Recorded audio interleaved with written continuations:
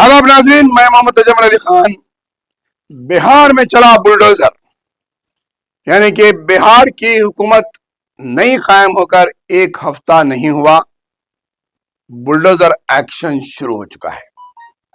जहां पर उत्तर प्रदेश में बुलडोजर और दीगर रियासतों में मध्य प्रदेश हैं, गुजरात हैं और फिर तेलंगाना में भी बुलडोजर के वाकयात पेश आए, उसी तरीके से अब बिहार में भी बुलडोजर शुरू हो चुका है। यानी कि जहां बीजेपी तकरीबन 90 सीट के करीब लाते हुए रियासत बिहार में सबसे बड़ी सियासी जमात बनकर उभरी और अपना समर्थन देते हुए नीतीश कुमार को वजीर आला बनाया और अपनी जमात के 2 एमएलएस को डिप्टी सीएम के पोस्ट पर नामजद करवाया।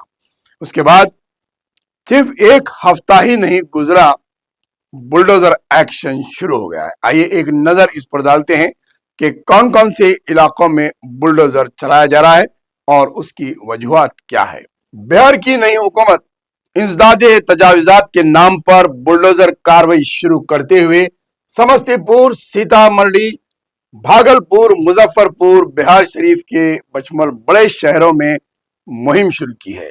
दुकानदारों और लंबे सड़क कारोबार करने वालों में खौफ की लहर दौड़ गई है।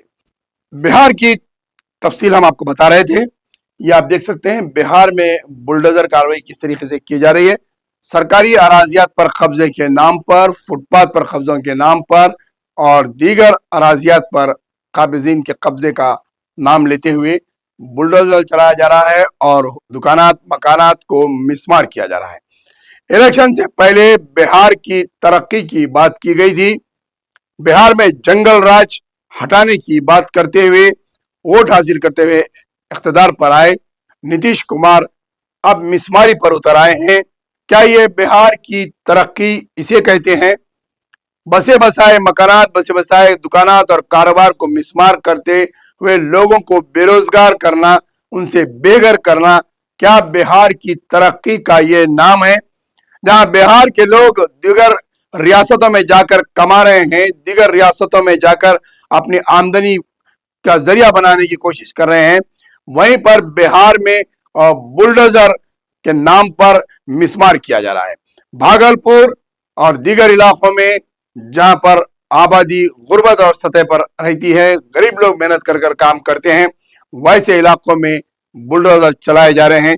क्या बिहार में इसीलिए इलेक्शन करवाते हुए हुकूमत हासिल की गई कि गरीबों के पेट पर लात मारा जाए, गरीबों की तिजारत खत्म की जाए और उनकी रिहाइशें छीनी जाए।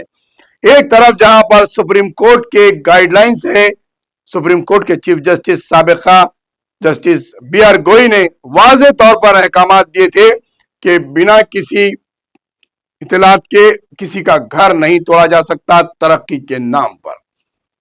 वक्त देना चाहिए उन्हें, उनका मुआवजा या फिर उन्हें दूसरा उनका रुदबदल उन्हें फराहम करना चाहिए।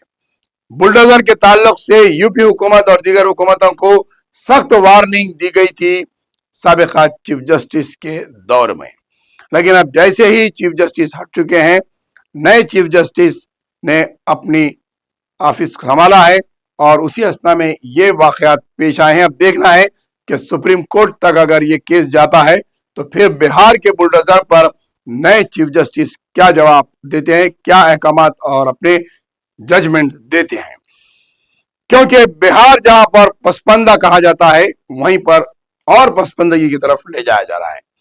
अब देखना यह है कि बिहार में जो जीते गए एमएलए हैं, जो कांग्रेस के भी हैं, मंजलिस के भी है और दीगर सियासी जमातों से भी जो चुनकर आए हैं, वो नीतीश कुमार और बीजेपी की गठजोड़ सरकार के इस जुल्म के खिलाफ क्या आवाज उठाते हैं? क्या सड़कों पर ममता बनर्जी की तरह उतर आते हैं या फिर अदालतों का खटका मारते हुए इन बुलडोजर कार्रवाई को रोक पाते हैं?